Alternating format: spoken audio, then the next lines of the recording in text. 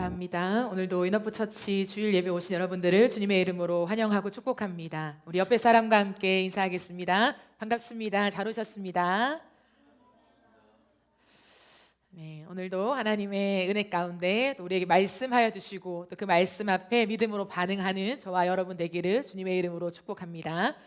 오늘 함께 보실 말씀은 사무엘하 9장 1절부터 11절까지의 말씀입니다.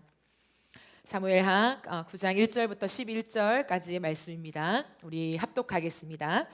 다윗이 이르되 사울의 집에 아직도 남은 사람이 있느냐? 내가 요나단으로 말미암아 그 사람에게 은총을 베풀리라 하니라. 사울의 집에는 종 한 사람이 있으니 그의 이름은 시바라. 그를 다윗의 앞으로 부르매 왕이 그에게 말하되 네가 시바냐 하니 이르되 당신의 종이니이다 하니라. 왕이 이르되 사울의 집에 아직도 남은 사람이 없느냐? 내가 그 사람에게 하나님의 은총을 베풀고자 하노라 하니 시바가 왕께 아뢰되 요나단의 아들 하나가 있는데 다리 저는 잔이이다 하니라. 왕이 그에게 말하되 그가 어디 있느냐 하니 시바가 왕께 아뢰되 로드발 암미엘의 아들 마길의 집에 있나이다 하니라. 다윗 왕이 사람을 보내어 로드발 암미엘의 아들 마길의 집에서 그를 데려오니 사울의 손자 요나단의 아들 무비보셋이 다윗에게 나와 그 앞에 엎드려 절하매 다윗이 이르되 무비보셋이여 하니 그가 이르기를 보소서 당신의 종이니이다. 다윗이 그에게 이르되 무서워하지 말라. 내가 반드시 내 아버지 요나단으로 말미암아 내게 은총을 베풀리라. 내가 내 할아버지 사울의 모든 밭을 다 내게 도로 주겠고 또 너는 항상 내 상에서 떡을 먹을지니라 하니 그가 절하여 이르되 내 종이 무엇이기에 왕께서 죽은 개 같은 나를 돌아보시나이까 하니라. 왕이 사울의 시종 시바를 불러 그에게 이르되 사울과 그의 온 집에 속한 것은 내가 다 내 주인의 아들에게 주었노니 너와 내 아들들과 내 종들은 그를 위하여 땅을 갈고 거두어 내 주인의 아들에게 양식을 대주어 먹게 하라. 그러나 내 주인의 아들 무비보셋은 항상 내 상에서 떡을 먹으리라 하니라. 시바는 아들이 15명이요 종이 20명이라. 시바가 왕께 아뢰되 내 주 왕께서 모든 일을 종에게 명령하신 대로 종이 준행하겠나이다 하니라. 무비보셋은 왕자 중 하나처럼 왕의 상에서 먹으니라. 아멘. 네, 오늘은 가장 놀라운 사랑의 은총이라고 하는 제목으로 함께 하나님 말씀을 나누도록 하겠습니다. 제가 20대 때 기도원을 참 많이 다녔는데요. 그 기도원을 혼자 가면서 추운 겨울에 이불 하나 이렇게 뒤집어 쓰면서 제가 큰 바위 하나를 정하고 그 바위에 엎드려서 제가 그때 읽었던 지금 이 성경책은 우리 은솔 누사님 저한테 사준 거고 그 전에 있었던 조그마한 성경책이 있어요. 이 성경책을 그 바위 위에 올려놓고 이불을 뒤집어 쓰고 그 앞에 엎드려서 하나님 앞에 고백했던 적이 있습니다. 하나님, 내가 다른 건 몰라도 내 앞에 있는 이 언약의 말씀으로 내 평생 살아가겠습니다. 내 앞에 다른 걸 두지 않고 많은 것들이 보이지만 이 성경책, 이 하나님의 언약 앞에 내 모든 것을 싣고 가겠습니다 라고 고백했던 때가 있었습니다. 한 번은 아니었고요. 다시 한번 하나님 앞에서 그 기도원을 찾아갈 때마다 그렇게 했던 기억이 납니다. 그때부터 지금까지 하나님 앞에서 부족하게 살아가지만 그럼에도 불구하고 제 삶을 움직여갔던 그 기준이 하나님의 언약이었던 것 같아요. 우리의 삶을 움직여가는 힘이 있거든요. 우리 모두는 그냥 사는 것 같지만 나를 움직이게 하는 그 무언가가 있어요. 여러분의 인생은 어떻습니까? 여러분의 삶을 움직여가는 그 기준, 그 힘에는 무엇이 있습니까? 오늘 다윗의 인생을 보니까 다윗은 하나님 앞에서 늘 한결같았던 모습을 우리에게 보여주고 있습니다. 우리가 지난번부터 살펴본 것처럼 다윗은 특별히 왕으로 등극하며 왕의 그 자리를 시작할 때 가장 두려웠던 때죠. 가장 불안했던 때죠. 가장 조급했던 때죠. 왜냐하면 이전에 그 첫 왕조 사울 왕조가 이제 끝나고 자신을 통한 새 왕조가 시작될 때에 모든 사람들은 두렵고 경계하며 긴장하게 됩니다. 우리가 사회에서 어떤 일을 시작한다고 했을 때 그 시작이 좋긴 하지만 긴장감이 돌죠. 거기에만 주목하게 되는 그러한 일들이 우리 안에 다 있습니다. 다윗도 마찬가지였죠. 다른 어떤 직업도 아니고 왕이었다는 거예요. 그러면 자신이 맡은 그 왕업에 완전히 몰입하고 집중해도 부족한 그런 때였습니다. 그런데 그 왕으로서 등극했던 때에 다윗이 가장 먼저 한 일이 무엇이었습니까? 하나님의 법궤를 가져오는 일을 했죠.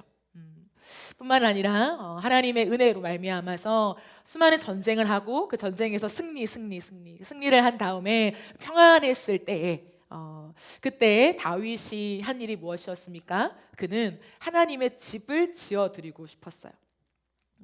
우리는 보통 조금 어떠한 직장이나 어떤 일의 안정감을 가지게 될 때, 좀 적응했을 때 우리는 나의 어떠함을 생각하게 되죠. 내가 열심히 수고했고 일했으니까 나에게 보상을 주면서 나에게 쉼이 필요하다라고 생각을 합니다.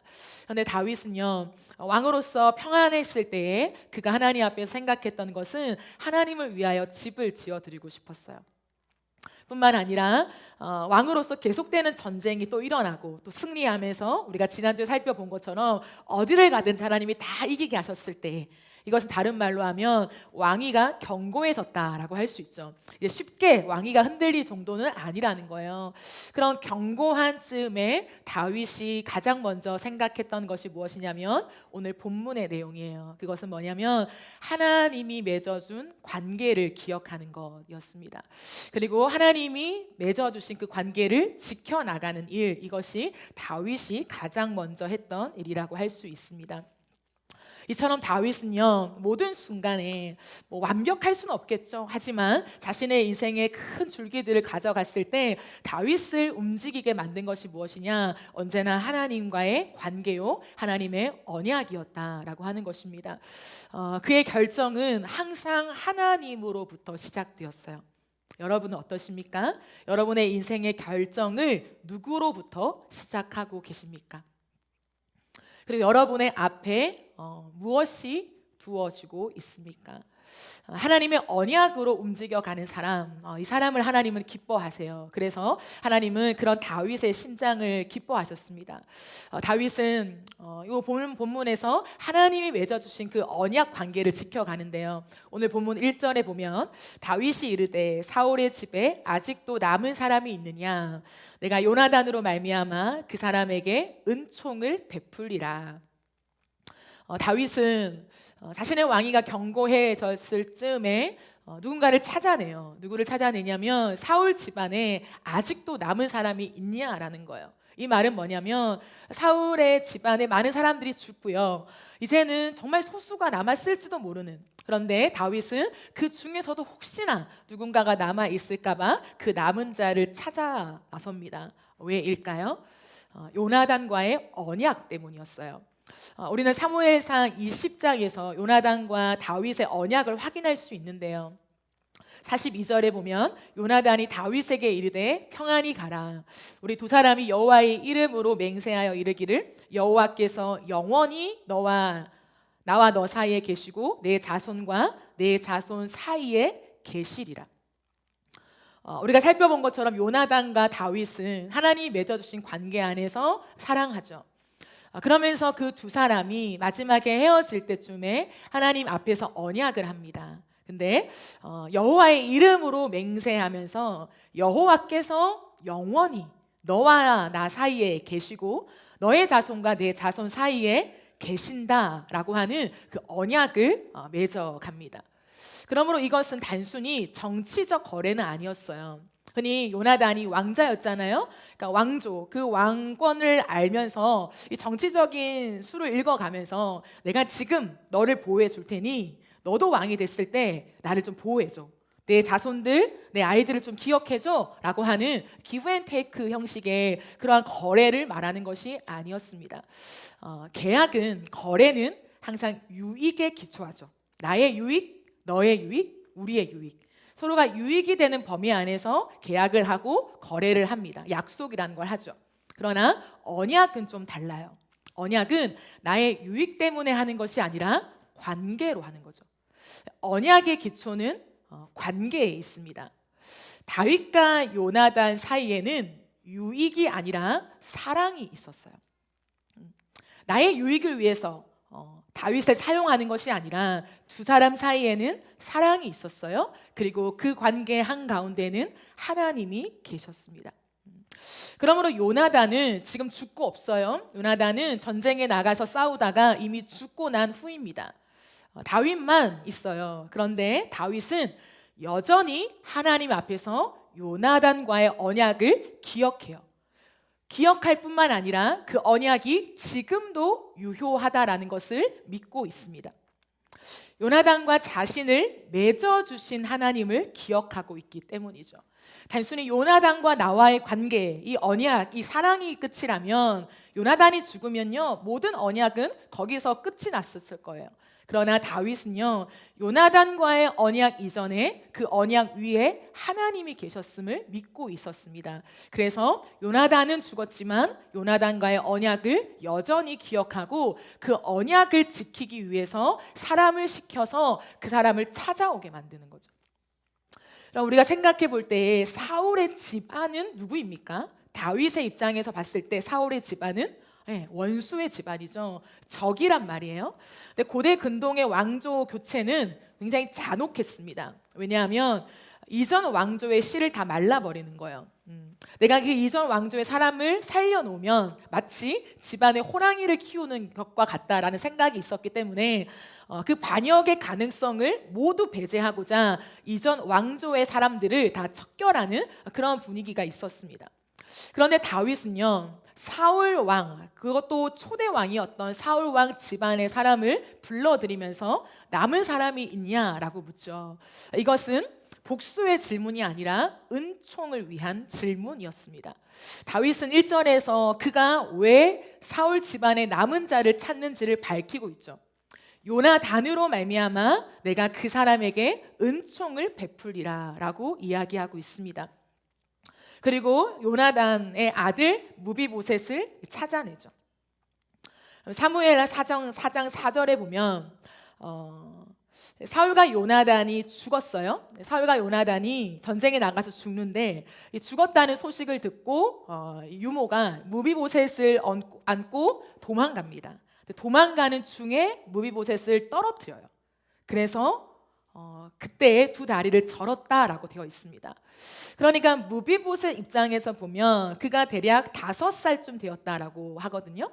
그러니까 5살에 아버지와 할아버지를 잃어요. 그리고 그는 그 왕위에서 살았던 그 모든 인생을 다 뒤로 한 채 도망자의 삶을 살아가죠. 근데 두 다리까지 절게 된 거예요. 너무나 기구한 인생이잖아요. 왕가의 핏줄이지만 도망자가 되었고요. 다리를 저는 장애인이 되었고, 그리고 정치적으로는 이제 제거의 대상이 되었어요. 그럼 그의 심리는 어떨까요? 그의 심리적으로는 굉장한 수치심과 두려움, 불안함이 가득했겠죠. 근데 그때 그렇게 숨어 살던 그를 누군가가 찾아내요. 다름 아닌 왕이었다는 거예요. 다윗 왕이 그를 찾아내면서 그 앞에 불려가게 됩니다. 그때 끌려온 무비보셋의 마음이 어땠을까요? 난 이제 끝이구나 생각했겠죠. 처음으로 그는 통일 왕국의 수도 예루살렘 안으로 들어갑니다. 그 당시에 죄송한 말이지만 장애를 가진 사람은 왕궁에 출입이 불가했어요. 그러므로 그도 처음 들어간 것이고 그가 들어갈 때 수많은 사람들은 무비보셋을 따스한 눈빛이 아니라 따가운 눈빛으로 보았겠죠. 그럼 모든 수치감을 다 가진 채로 왕 앞으로 간 거예요. 두려움이 가득한 채 왕 앞으로 간 것입니다. 그런데 그때에 다윗은 그 무비보셋을 바라볼 때에 원수의 시선이 아니라 은총의 시선으로 바라봐요. 다윗에게 무비보셋은 원수가 아니라 사랑의 대상이었다라는 거예요. 그래서 다윗은 무비보셋에게 다시 한번 그를 안심시키며 내가 너에게 은총을 베풀 것이다 라고 확인시켜 줍니다. 여기서 거듭 얘기하는 은총이란 단어는 헤세드예요. 헤세드. 헤세드는 변하지 않는 언약적 사랑, 조건을 따져 묻지 않는 무조건적인 사랑, 끝까지 책임지는 사랑을 말할 때 헤세드라고 합니다. 따라서 이것은 단순히 불쌍한 사람에게 동정을 베푸는 것이 아니라는 거예요. 어떠한 관계 안에서 베푸는 언약적 사랑, 이것이 바로 헤세드입니다. 다윗은 무비보셋을 불러놓고 그를 불쌍히 여기면서 좀 딱하니까 그를 좀 돌봐줄 마음이 있었던 것이 아니라 언약에 기초하여서 그를 불렀고 그에게 은혜를 베풀고 있습니다. 그럼 이것은요, 하나님께서 다윗이라는 한 인물을 통하여서 다윗과 무비보셋 그리고 그 사이에 있었던 요나단과의 이 관계를 통하여서 오늘날 저와 여러분 그리고 하나님의 관계를 말해주고 있는 본문입니다. 단순히 다윗과 요나단의 우정으로 끝나는 이야기가 아니라 이 안에 복음을 담아서 오늘 이 이야기 속에서 저와 여러분을 향한 하나님의 마음이 무엇인가를 담아내고 계시는 거죠. 성경은 우리가 하나님과 원수된 관계라고 이야기하고 있습니다. 하나님과 적대적인 관계가 되었다라고 이야기할 수 있습니다. 죄로 인하여 끊어져 우리가 하나님 앞에 갈 수 없는 사람이 되었다라고 말하고 있습니다. 그러나 하나님은 예수 그리스도를 통하여서 우리를 받아주시고 우리에게 헷세드의 사랑을 베풀어 주셨습니다.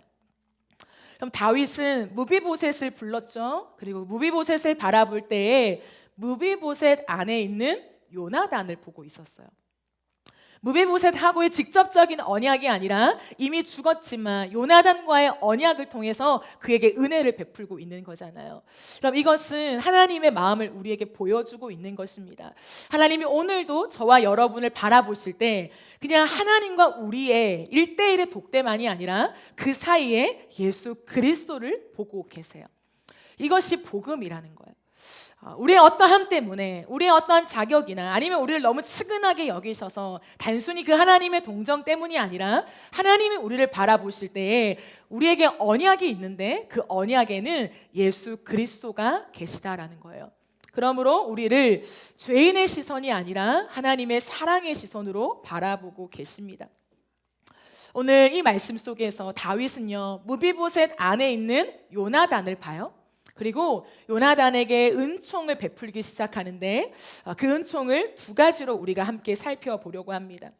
첫 번째, 다윗이 무비보셋에게 베푼 은총은 무엇이냐면 회복의 은총이었습니다. 오늘 본문을 보면 다윗은 무비보셋에게 내가 할아버지 사울의 모든 밭을 다 너에게 돌려주겠다 이렇게 말해요. 다윗이 그에게 은총을 베푸는데 그 은총의 내용, 그 은총의 기초가 무엇이냐면 네 할아버지 사울의 모든 밭을 너에게 도로 주겠다, 그러니까 다시 돌려주겠다 이런 표현을 씁니다. 그래서 이것은 무엇입니까? 다윗이 주는 게 아니라는 거예요. 내가 왕이 됐고 돌아보니 너의 아버지와 나는 각별한 사이였고 너가 너무 측은하니까 내가 너를 좀 봐줄게 라고 하는 그 선대적인 의미만을 포함하는 것이 아니라 다윗은 지금 내가 아니라 원래 너가 가져야 될 것을 너에게 돌려주겠다라고 이야기하고 있습니다. 그럼 본래 그가 가져야 했던 것은 누가 그에게 주신 것입니까? 하나님이 그 집안에 주신 거죠. 다윗은 지금 자신이 왕으로서 모든 권한을 갖고 있지만 여전히 그는 누구 앞에 있습니까? 하나님 앞에 있어요. 하나님 앞에 있으면서 내가 가진 권한이긴 하지만 이 권한을 나의 유익으로 사용하는 것이 아니라 하나님의 뜻이 이루어지는 것에 쓰임받기를 원하고 있다는 거예요. 그래서 자신이 왕으로 있지만 요나단과의 언약을 기억하면서 하나님이 사울 집안, 요나단의 집안, 무비보셋에게 향한 그 가문을 향한 뜻이 계속적으로 이루어질 수 있도록 자신이 그 중간 통로의 역할을 감당하고 있는 것입니다. 그럼 이것은 하나님의 마음이죠. 사람의 마음으로는 절대 그럴 수가 없습니다. 원수의 관계, 또 언젠가 반역을 할 수 있는 위치에 있는 사람. 무비보셋은 두 다리를 절지만 그 당시에는요, 사람의 어떠함이 중요하지 않아요. 왜냐하면 측근이 그 왕을 만들기 때문이에요. 그렇기 때문에 아무리 장애를 가졌지만 반역의 가능성이 충분히 있단 말이에요. 하지만 다윗은 그것이 그렇게 중요하지 않았습니다. 그에게 다시 하나님이 주고 싶었던 본래의 모습을, 본래의 것들을 회복해 가기를 원했던 그 다윗의 마음을 우리는 확인할 수 있습니다. 하나님이 다윗에게 심어준 그 사랑의 마음은 무엇이냐면 그 사람의 것을 돌려주고 싶은 마음이에요.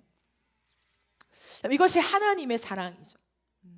사람의 사랑은 나의 유익을 원하지만 하나님의 사랑은 그 사람에게 필요한 것을 생각하게 됩니다. 하나님은 우리를 겨우 살려두시는 정도가 아니라 우리가 잃어버린 것을 도로 찾아서 내 것으로 누리도록 만드신다는 거예요. 그러므로 이것은 유업의 의미라고 할 수 있어요. 유업의 의미. 내가 본래 하나님의 뜻 가운데 받아야 될 것들이 내 앞에서 끊어지지 않고 계속해서 나에게 흘러오도록 하는 하나님의 은총, 그 유업의 은총이 바로 다윗이 무비보셋에게 베풀고 있는 사랑의 은총이라는 것입니다. 오늘 우리는 다시 한번 하나님 앞에 서서 이 유업의 은총이 무엇인가 한번 생각해 볼 필요가 있습니다. 무비보셋이라는 한 인생은 완전 절망이에요. 미래가 없습니다. 내 인생의 수치감, 절망, 패배감 숨어서 생명을 연장하면 잘한 건 정도 이렇게 생각하는 거예요. 그런데 그의 인생 가운데 하나님의 유업이 있었다는 거예요. 하나님이 말씀하신 유업이 있었기 때문에 하나님은 계속해서 그의 인생 가운데 찾아오시며 마침내 그를 왕궁으로 불러들이기까지 하시면서 그의 본래의 유업을 회복하게 해주신다는 거예요. 저와 여러분에게도 하나님이 주시는 유업이 있습니다.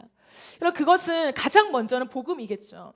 하나님이 예수 그리스도를 통하여 우리에게 주신 그 유업은 복음입니다. 예수를 믿게 하시는 복음이죠. 예수를 온전히 우리의 왕으로 누리고 사랑하는 그 유업이겠죠. 그런데 여러분, 우리가 주님과의 관계 안에서 예수 그리스도를 누리고 복음을 취하는 것에서 하나님은요, 그 유업을 또 다른 부르심으로 해석하시기도 합니다. 그러므로 우리가 받는 구원과 부르심은 별개가 아니에요. 오늘날 많은 사람들이 교회를 섬기면서 지쳐하죠. 하나님이 우리를 쓰신다라고 생각해요. 그래서 쓰임 받는 건 좋지만 지침에 포인트를 많이 둘 때가 있습니다. 그러므로 하나님을 위해서 뭔가 한다는 것 좀 부담스러워요. 그래서 대개는 부르심이라는 게 좋지만 내가 하나님의 부르심을 발견하고 따라간다는 게 참 기쁘지만 그러나 한편으로는 때로는 그 부르심이 부담스럽게 여길 때도 있는 거예요. 우리가 정확하게 그것이 숙명이다라고 말하지 않지만 오늘날 많은 사람들의 기저에는 하나님의 부르심을 나의 숙명처럼 생각하는 것이 계속해서 깔려 있다는 거예요. 그래서 나의 뜻과 하나님의 뜻이 자꾸 다른데 그걸 맞춰가야 된다고 생각해요. 하나님의 그 의미와 뜻이 나에게는 똑같은 가치와 의미가 아니지만 그걸 맞춰가야 되기 때문에 때로는 고단하고 괴로운 것으로 생각한다는 거죠. 그런데요, 성경이 말하는 유업은 그런 것이 아니에요. 하나님이 우리를 부르심은 우리를 일꾼 삼아서 하나님의 뜻과 나라를 세워나가는데 우리를 데리고 쓰시는 그런 차원이 아니라요, 본래의 내 모습대로 살아가는 것을 의미한다는 거예요. 본래 내가 가진 것을 내가 다시 찾아서 그것으로 살아가는 본래의 나를 회복하는 것을 의미합니다. 그래서 여러분, 부르심대로 살아가는 것은 가장 나답게 살아가는 거예요. 그리고 부르심 위에 서는 것은 뭐냐면 가장 내가 기쁜 시간이에요. 그럼 진짜 부르심을 위해 살아가는 사람들이 있죠. 그 부르심을 따라가는 사람들을 보면요, 억지로 가는 사람이 없어요. 힘들죠. 눈물로 가요. 때로는 가난하기도 하고 참 억울하기도 하고 마음에 여러 가지 어려움이 계속되기도 해요. 그런데 보면요, 기뻐요. 내가 이 부르심을 받았으니까 끝까지 갈 수밖에 없지가 아니라요, 그럼에도 불구하고 가고 싶은 마음들이요, 모든 부르심을 따라가는 사람들의 마음 안에 있다는 것이죠. 그러므로 여러분의 유업은 무엇입니까? 그럼 개인의 유업이 있어요. 하나님이 주시는 여러분의 유업이 있다는 거예요. 그 유업을 하나님은 어떻게 주시냐? 그 언약으로 주십니다. 언약으로. 그래서 우리는 그 언약을 붙잡고 그 언약 안에 걸어갈 때 그 유업이 저와 여러분의 것이 되는 줄 믿습니다. 그 언약을 우리가 바라보고 그 언약을 다시 구하며 따라가는 저와 여러분의 인생이 되기를 주님의 이름으로 축복합니다. 그런가 하면 다윗이 무비보셋에게 베푼 놀라운 사랑의 은총 두 번째는 식탁의 은총이었어요. 이것이 가장 깊은 사랑이라고 할 수 있습니다. 다윗은 무비보셋에게 은총을 이야기하면서요, 거듭 반복하게 말하는 것이 무엇이냐면 너가 나의 상에서 먹을 것이다. 네가 나의 상에서 먹을 것이다. 이 말을 반복해서 이야기합니다. 내 상에서 너는 식사하게 될 것이다 라는 거예요. 그럼 이것은요 몇 번의 어떤 특혜를 주는 정도가 아니에요. 그냥 VIP 대접을 해주겠다라는 정도가 아닙니다. 이것은요 왕자의 자리를 의미하고 있습니다. 무비보셋, 너는 이제 왕자처럼 다시 살아가게 될 것이다 라고 이야기합니다. 그럼 이 왕자의 자리는 원래 어떤 자리였습니까? 원래 무비보셋의 자리였죠. 하나님이 사울 왕이 하나님 앞에 바로 서서 그 왕조를 이어가기만 했다면 무비보셋이 차려 먹어야 되는 그 자리였습니다. 하나님은 무비보셋에게 다시 한번 그 상으로 초대하시면서 단순한 보호의 대상이 아니라 다시 왕의 자리로, 왕자의 자리로 하나님 회복시켜 주시는 거예요. 그리고 그 과정 속에 다윗이 무비보셋과의 관계 속에 그를 가족으로 받아주는 은혜를 허락하십니다. 하나님이 말씀하신 이 왕의 식탁은요 관계의 자리였어요. 단순히 내 배고픔을 달래주는 혜택을 받는, 사회적인 혜택을 받는 자리가 아니라 관계의 회복이었습니다. 그 친밀함의 자리이자 지속적인 은혜의 자리였습니다. 그럼 하나님은 이것을 통하여 우리 가운데 말씀해 주고 싶은 것이 뭐냐면 하나님의 헤세드는 일회성이 아니라 항상이라는 거예요. 우리에게 베푸시는 하나님의 그 친밀한 사랑은 몇 번의 이벤트가 아니라 항상 매일마다 우리가 하나님과 함께 누려가길 원하는 하나님의 은총의 모습이라는 것입니다. 그럼 관계 안에서 가장 중요한 것은 함께 먹는 것이죠. 함께 먹으며 그 먹는 것 속에서 관계를 다시금 확인하는 것입니다. 하나님은 성경에서도 끝없이 우리에게 먹고 마시자, 너와 함께 먹고 마시자라고 표현하고 있습니다. 단순히 식사만을, 그 음식의 섭취만을 의미하는 것이 아니라 같이 음식을 나누는 사랑의 관계를 의미하는 것이죠. 하나님 앞에서 저와 여러분의 그 사랑이 더 깊어지기를 원하는데요. 하나님은 저와 여러분의 인생 속에 가장 주고 싶은 것이 이 친밀함이라는 거예요. 친밀함. 여러분의 인생에 지금 하나님과 친밀한 식탁의 교제를 누리고 계십니까? 하나님 앞에 나와 먹고 마시는 그 즐거움을 누리고 계십니까? 사단은 끊임없이 우리에게 많은 것을 방해하고 있는데 그 중에 가장 중요한 건 뭐냐면 하나님과의 교제를 방해하는 거죠. 근데 하나님은 오늘도 우리에게 말씀하시면서 단순히 내가 너를 선대하고 너의 입을 것 먹을 것을 주는 정도가 아니라 우리의 자리를 바꾸시면서 우리가 종의 자리가 아니라 왕자의 자리로 우리가 하나님 앞에서 그 신분의 회복이 있다라고 이야기하고 계십니다. 그래서 요한복음 1장 12절에 보아도 영접하는 자, 그 이름을 믿는 자들에게는 하나님의 자녀가 되는 권세를 주셨으니 라고 이야기하죠. 그러므로 저와 여러분의 인생 가운데 하나님이 친밀한 사귐으로 초대하시며 그 식탁으로 부르심은 무엇이냐면 우리를 왕의 자리로 회복시키신다라는 것입니다. 오늘도 우리의 인생을 걸어가면서 우리가 누구인가, 우리가 하나님의 그 왕궁에 함께 거니는 왕자요, 정말 우리가 공주라는 사실을 하나님은 기억하길 원하십니다. 그래서 그 사랑을 누리며 하나님과 함께 긴장감으로 살아가는 인생이 아니라 우리가 웃고 즐기며 달려가기를 주님이 원하신다라는 것입니다. 여러분의 정체성은 무엇입니까? 여러분, 무비보셋은 그 왕궁에 왔을 때 하나님 앞에서 자신이 얼마나 초라한지, 사랑 앞에서 얼마나 내세울 것이 없는지 그 두려움에 떨었던 인생이었습니다. 하지만 그에게 왕의 자리에 회복을 명한 그 놀라운 은총을 선물 받게 되었죠. 오늘 우리도 세상 속을 살아가면서 여전히 주눅들고 내가 실패자라고 생각하는 그 자리에서 하나님이 복음을 통하여 우리 가운데 회복시키실 그 신분이 무엇인가? 그것은 왕의 자리라는 것을 기억하는 은혜가 있기를 예수님의 이름으로 축복합니다. 여러분, 그렇다면 다윗은 어찌하여 다른 사람의 인생 속에 하나님의 은총을 전해줄 수 있는 사람이 되었을까요? 왕으로 인생을 살아가면서 언제나 다윗의 생각에는 하나님밖에 없었어요. 자신의 인생 앞에 언제나 하나님이 계셨기 때문에 하나님과의 언약을 기억하고 하나님과 함께했던 그 시간들을 추억해내며 내가 하나님께 어떤 말을 했는지를 항상 상기했던 사람이었어요. 왕으로 있는다는 건 굉장히 바쁜 일이잖아요. 그 바쁜 와중에도 다윗이 항상 정렬되어진 건 뭐냐면 하나님과 관계 안에 있었던 수많은 일들이었다는 거예요.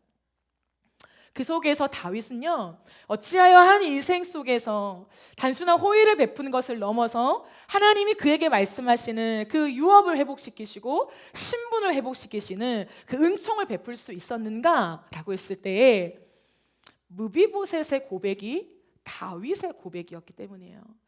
무비보셋의 고백이 무엇입니까? 무비보셋은 다윗 앞에서 나는 죽은 개와 같습니다. 이렇게 고백해요. 나는 죽은 개와 같은 존재입니다. 이렇게 고백해요. 다윗의 인생에 하나님의 부르심이 나에게 있고 나는 왕이 될 것이고 나를 통하여 하나님 나라의 놀라운 메시아의 그 계보를 이어갈 것이다 라고 시작했다면 그가 왕이 되었을 때 결코 이 은총에 집중할 수 없었을지 모르겠습니다. 다윗은요, 하나님 앞에 살아갔던 그의 태도 속에 이 고백을 잊지 않아요. 주님, 저는 죽은 개와 같은 존재입니다. 내가 하나님 앞에 부름 받을 수 없는 존재, 내가 하나님의 자녀가 될 수 없는 존재, 내가 다시 그 식탁에 참여할 수조차 없는 존재, 나는 그런 존재입니다. 그런데 하나님께서 그 다윗을 찾아내시고 그 다윗에게 은혜를 주셔서 하나님 나의 모든 것을 회복시켜 주시며 나의 어떤 자격과 조건을 따지지 않고 그 모든 은총을 그냥 거저 주신 하나님의 은혜가 무엇인지를 아는 자였어요. 그는 그걸 잊지 않아요. 왜냐하면 과거의 이야기가 아니기 때문이에요. 과거에 내가 목동 시절에 그 초라하고 정말 찌질했던 그 시절에 하나님이 나와 함께 하셨지, 나에게 말씀을 주셨고 나를 위로하셨고 노래를 주셨지가 아니라요, 죽은 개와 같은 나, 그 고백이요 지금도 있기 때문에 다윗은 하나님 앞에서 자신이 누군가의 인생을 일으켜주는 은총의 전달자가 될 수 있었던 것입니다. 오늘 우리 안에서 우리가 하나님 앞에서의 신분을 다시 확신하며 하나님의 부르심을 따라 그 유업을 받지 못하게 가로막는 것이 무엇입니까? 외부의 어떤 것인 것 같죠? 다른 어떤 공격들인 것 같죠? 아니에요. 우리 안에 나는 주님 앞에 죽은 개와 같은 존재입니다 라는 고백을 잃어버려서 그래요. 아니면 한 번도 해본 적이 없던가? 이것은 자기 비하나 자기 죄책감에 빠져 있는 그런 말이 아니에요. 이것은 나의 존재를 정확하게 인식하는 시작점이에요. 하나님 앞에서 전적인 타락과 부패함 속에서 우리 안에 선한 것이 아무것도 없는 내 자신을 직면하며 그것을 인정하며 인식할 때 우리는 하나님 앞에서 동일하게 이 고백을 할 수밖에 없어요. 하나님, 저는 죽은 개와 같은 존재입니다. 그 속에서 다윗이 무비보셋에게 베푼 그 은혜가 하나님이 우리에게 베푼 은혜로 경험되어지는 거예요. 그 어떤 조건과 자격 없이 하나님 우리를 받아주시는 그 은혜 앞에 하나님이 우리를 선택하셔서 내가 너를 내 자녀로 삼는다 그 말을 하나님 하고 끝나는 것이 아니라 우리를 그 나라에 참여시켜서 우리를 사용하셔서 주의 나라를 회복시키는 그 놀라운 사람으로 불러주신 그 은혜가 얼마나 큰지를 깨달을 때 오늘도 우리는요, 내 유익을 위해 살아가는 사람이 아니라 하나님의 뜻을 위해서, 그 언약을 위해서 살아가는 사람이 될 수 있습니다. 그리고 나뿐만 아니라 다른 사람의 인생 가운데 그 은총이 회복되어지는 것에 우리가 통로로 쓰임 받을 수 있게 되는 것입니다. 거기에 관심이 있는 사람들이 되는 거예요. 사랑하는 여러분, 오늘 하나님께서 저에게 이 워딩을 주셨어요. 너는 유익으로 움직이는 사람이니 아니면 언약으로 움직이는 사람이니? 오늘 우리가 이 질문 앞에 우리 자신을 좀 돌아보기를 원합니다. 다윗이 요나단으로 말미암아 무비보셋을 받아들였듯이 하나님은 예수 그리스도로 말미암아 저와 여러분을 받아들여 주셨습니다. 그러므로 이제 우리는 은총을 받은 자답게 은총을 흘려보내는 사람들이 되어야 해요. 아니요? 그렇게 되어지는 거죠. 그죠? 그 은혜가 우리의 삶에 있는가 한번 돌아봅시다. 내가 어느 지점에 서 있는가. 그리고 내가 아직 은총을 흘려보내는 자리에 서 있지 못하다면 내가 은총을 흘려보내야지. 맞아. 누군가를 일으켜야지. 그 사람에게 하나님 말씀을 전해줘야지가 아닌 거야 아직은. 그게 아니라 내가 어떤 존재인지를 다시 생각하는 것. 말씀에 기반하여서. 죄송하지만 성경은 우리가 태어날 때부터 죄를 가진 존재라고 이야기해요. 기분 좋은 이야기는 아니지만 우리 자신을 들여다볼 때 겉모습은 굉장히 젠틀하고 깨끗하지만 우리 속에는 선한 것이 없는 죄가 너무 많은 그런 존재들 아닙니까? 누군가한테 들키지 않을 뿐, 발각되지 않을 뿐 우리 수많은 생각 속에서 많은 죄를 짓고 살아가는 사람들이 아닙니까? 교회에서 우리를 죄인이라고 말해주기 때문이 아니라 우리가 우리 자신을 조금만 더 솔직하게 들여다본다면 우리는 하나님 앞에서 죄인이라는 고백을 할 수밖에 없는 존재들이 아닙니까? 언제나 선을 행하지만 그 선을 행함 속에서도 내 유익을 따지는, 하나님을 사랑하고 주를 위해 살기를 원하지만 그 안에서도 나의 유익을 계산하고 있는, 그게 저와 여러분의 모습 아닙니까? 오늘 이 말씀 앞에 나는 정말 클리어하게 주의 언약만을 따르는 존재인가, 아니면 여전히 내 유익을 따라가는 사람인가, 우리의 움직임의 원동력이 무엇인지를 점검해 볼 수 있기를 원합니다. 그리고 하나님 앞에서 정직하게 우리의 모습들을 돌아보면서 워딩이 좀 그렇긴 하지만 난 죽은 개와 같은 존재입니다.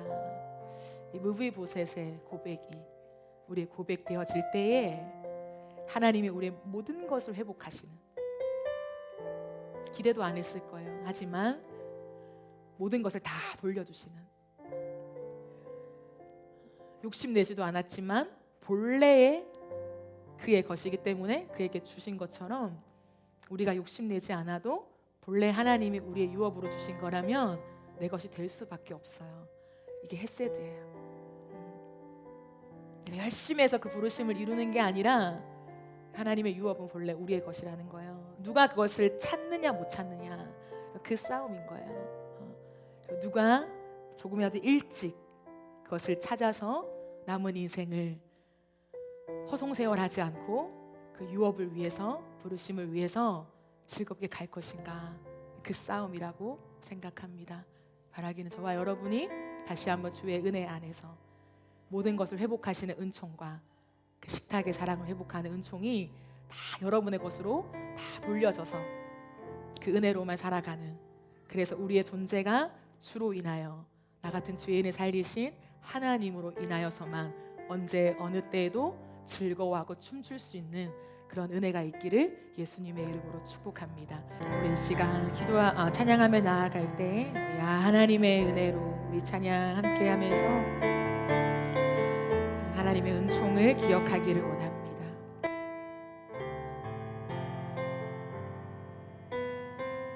하나님의 은혜로, 하나님의 은혜로 있을 데 없는 자 왜 구속하여 주는지 난 알 수 없도다. 하나님의 은혜로, 하나님의 은혜로 있을 데 없는 자 왜 구속하여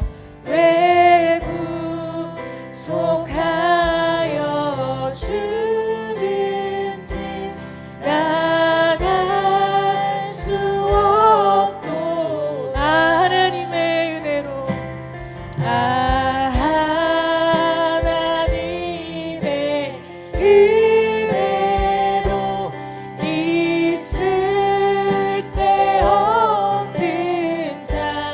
내 구속하여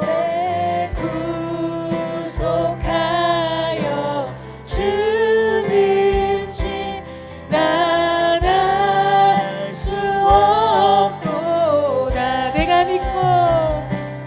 내가 믿고 또 의지하는 내 모든 형편 하시는 주님 늘 보호해 주실 것을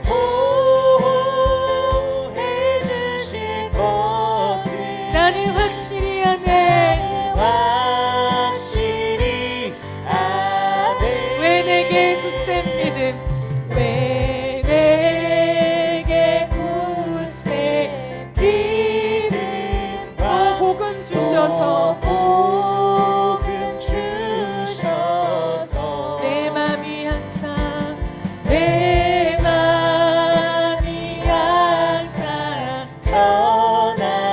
난 알 수 없도다. 내가 믿고 또 의지하는 내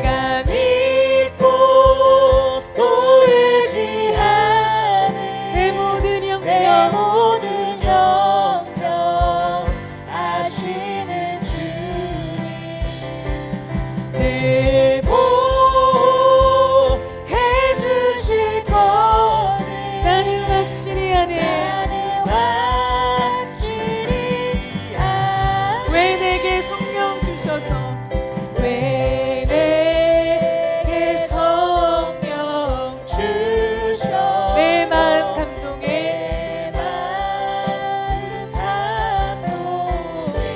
주 예수 믿게 하는 주 예수 믿게 하는지 난 알 수 우리 사절로 고백합시다. 주 언제 강림하실지 주 언제 강림하실지 혹밤에 홍낮에 밤에 홍낮에 또 주님 만날 그곳도 또 주님 만날 그곳도 난 알 수 없도다. 그러나 내가 믿고 또 의지하면 내가 믿고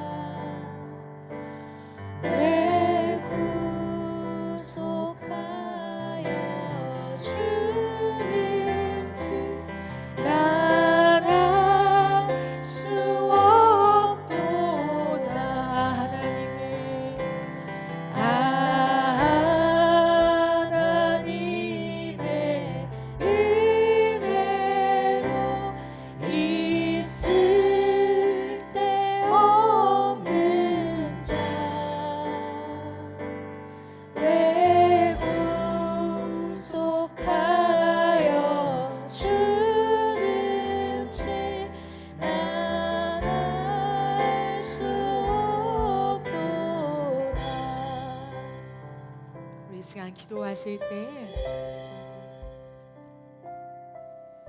다윗이 무비보셋에게 이 은총을 베풀며 죽은 요나단과의 언약까지도 기억할 수 있었던 힘은 다윗의 어떠함은 아닌 것 같아요. 다윗의 위대함이 아니라 다윗이 죄인 되었을 때에 죽은 개와 같은 자신의 모습을 확인했을 때 그것을 깨닫게 하시고 그를 안으시고 예수의 피로 씻겨 주시고 구원하여 주시며 하나님이 본래 주신 그 유업을 이어받아 왕자에 앉히신 하나님의 은혜를 바라보았기 때문일 것입니다. 오늘 우리도 마찬가지예요. 우리의 자리에 서서 내가 본래 왕이었다, 난 본래 왕이야, 난 본래 공주야 라고 생각하면요, 나의 유익만을 따지게 돼요. 왜 난 이거를 누리지 못하지? 난 왜 받지 못해? 왜 하나님이 안 주시는 거야? 그런데요, 우리가 차지하고 있는 내가 만든 내 보좌, 내 왕자에서 내려오기만 해도요, 저 자리는 내 자리가 아니었구나, 나는 저 왕궁 근처에도 갈 수 없었던 죽은 개와 같은 자였구나, 하나님과 함께 식탁의 교제를 나눌 수조차 없는 비참한 죄인이었구나, 이것을 깨달을 수밖에 없어요. 그러면 우리를 다시 불러주시고 옷을 갈아입혀 주시며 그 왕의 식탁으로 초대해 주시고 우리의 유업을 다 회복시켜 주시는 하나님의 은혜만 우리의 인생에 선명하게 남을 것입니다. 그러면 그 유업대로 살고 싶어져요. 그러면 그 부르심 따라 살게 돼요. 그 길을 따라 걷는 게 기뻐요. 우리 이 시간 기도할 때에 다른 어떤 것이 아니라 우리가 누군가를 살리고 우리 누군가를 일으켜주고 그 은총의 브릿지가 되고 그것 이전에 오늘 우리는 어떠한 고백을 안고 살아가는지, 우리의 나를 하나님 앞에서 어떠한 존재로 고백하고 있는지 우리 다시 한번 돌아봅시다. 그리고 하나님, 내가 다시 한번 주님 앞에서 무비보셋의 고백, 다윗의 본래 고백을 회복하며 하나님의 나에게 베푸신 그 은총과 은혜가 얼마나 크고 넓은지를 하나님 내가 깨닫는 은혜를 허락하여 주시옵소서. 우리 이 시간 각자의 고백을 따라서 합심하여 기도하며 나가겠습니다. 하나님, 우리가 이 시간 다시 한번 주님 앞에 섭니다.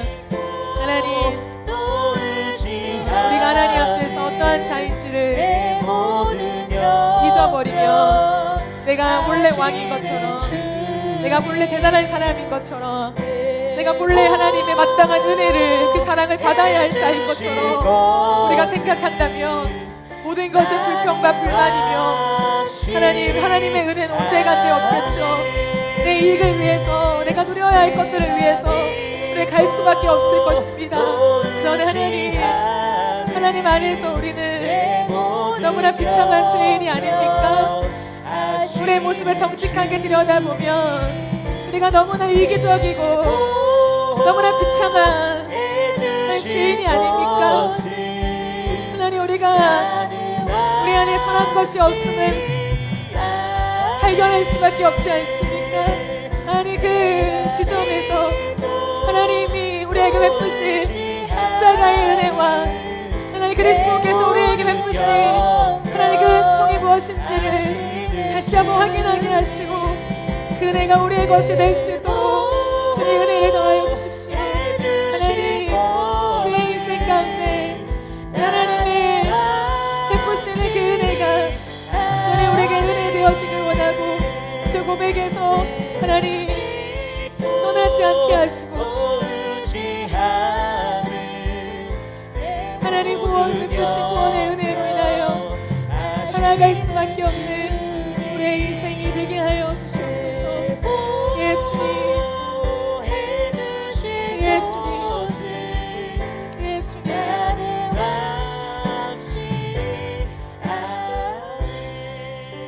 우리 이제 한 가지 더 기도하실 때, 여러분, 그래요, 이 땅에는 하나님을 사랑한다고 하는 사람은 넘쳐나는 것 같아요. 주를 향한 사랑, 열정, 열심, 특심은 정말 많은 것 같아요.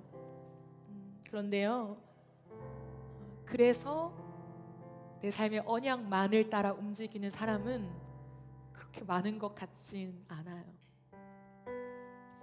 우리의 모습을 한 번 더 돌아볼 때 정말 하나님을 사랑하시죠. 오늘도 나는 내 유익을 따라 살아가고 생각하는 사람인지 하나님의 언약을 따르는 사람인지 다시 한번 돌아봅시다.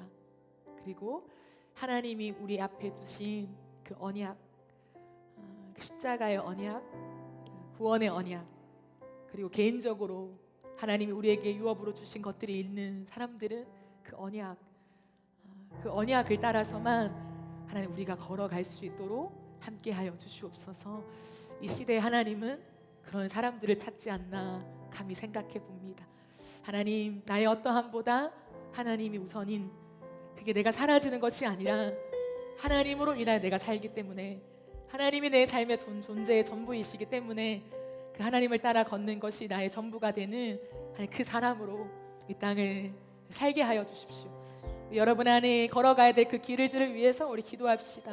하나님, 나의 모든 선택의 걸음들 속에서, 하나님 기로 속에서 나의 어떤 유익이 아니라 하나님의 언약을 따라, 하나님의 뜻을 따라 하나님 걸어갈 수 있도록 하나님 나를 도와주십시오. 내 삶을 돌보아 주십시오. 우리 제목들 가지고 여러분 안에 있는 문제와 어려움들, 또 선택의 모든 것들을 주님께 맡기며 우리 합심하여 기도하겠습니다. 주여, 주님, 우리가 이 시간 한 번 더 주님 앞에 기도하며 나아갑니다. 하나님, 다윗의 인생에서 하나님 그 언약으로 기반하여 살아갔던 것처럼 하나님, 우리의 인생 가운데 무엇이 하나님 우리로 하여금 걷게 하는 것인지 다시 한번 돌아보기를 원합니다. 나의 어떠함입니까? 아니면 하나님의 언약입니까? 하나님, 그 은혜를 알아 우리의 삶의 모든 시간들이 하나님의 언약에 기반한 삶이 되어지게 하시고 그 언약을 쫓아 살아가는 사람들이 되게 하여 주시옵소서. 주님, 우리의 걸음들 속에 하나님이 이미 심어놓으신 우리가 받아야 될 유업을 받게 하여 주시고 그 유업을 따라 우리의 삶을 살아갈 수 있도록 축복하여 주시옵소서. 하나님의 그 은총이 우리 안에 머물러서 그 은총을 따라 살아갈 때에 하나님이 우리의 인생 가운데 모든 것을 회복해 하시는 그 은혜들을 경험하게 하여 주시옵소서. 하나님, 그래서 우리의 인생 가운데 뜻하신 주의 뜻이 이루어짐으로 이제 우리의 삶 속에 또 다른 하나님의 은총을 흘려보내는 사람으로 하나님 살아갈 수 있게 도와주시고 하나님 그 은총만을 붙잡고 하나님 우리가 이 땅 가운데 하나님 회복시키시는 그 놀라운 것들이 나를 통하여서 회복되어지는 것을 함께 목도하는 그 영광과 그 은혜를 하나님 우리 모두에게 허락하여 주시옵소서. 각자가 고민하고 하나님 앞에 질문하며 하나님께 묻고 있는 하나님 모든 삶의 어려움들 속에서 선택의 기로 속에서 하나님 성령으로 감동하여 주시고 하나님의 그 뜻을 따라 걸어갈 수 있도록 주여 붙잡아 주시며 하나님 성령을 통하여서 하나님 인도하여 주시기를 간절히 소망합니다. 우리를 향한 주의 선한 뜻이 이루어지게 하시고 그들 앞에 결국엔 우리를 모든 것을 합력하여 선을 이루실 그 하나님을 바라보게 하여 주옵소서. 요셉이 알지 못했던 당신의 인생들을 걸어갔지만 마침내 합력하여 선을 이루신 하나님을 고백하며 찬양할 수 있었던 것처럼 우리의 인생 가운데 모든 것을 합력하여 선을 이루시는 하나님, 선하신 하나님, 그 어느 때라도 선하신 하나님, 그 하나님을 찬양하며 높이는 우리 모든 인생이 되어지게 하시고 마침내 승리하며 하나님 우리가 그 승리를 누려가는 우리의 삶이 되어지게 하여 주시옵소서. 무비보셋의 그 초라하고 비참한 인생으로 끝나지 않게 도와주시고 육의 인생으로 끝나지 않게 하시고 자신이 이어받아야 될 영적인 하나님의 유업을 이어받아 다시 한번 그 가문을 회복시키는 그 가정을 일으키는 하나님의 사람들로 세워지는 그 일들을 하나님 일으켜 주시옵소서.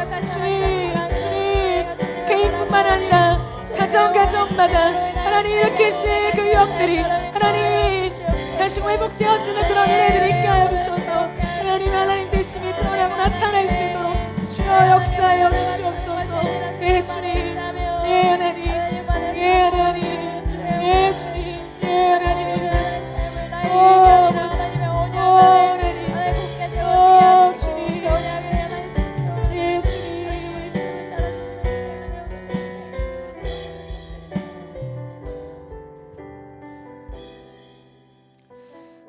하나님, 오늘 우리에게 또 이 말씀을 통하여서 하나님의 은총을 돌아보게 하심에 감사합니다.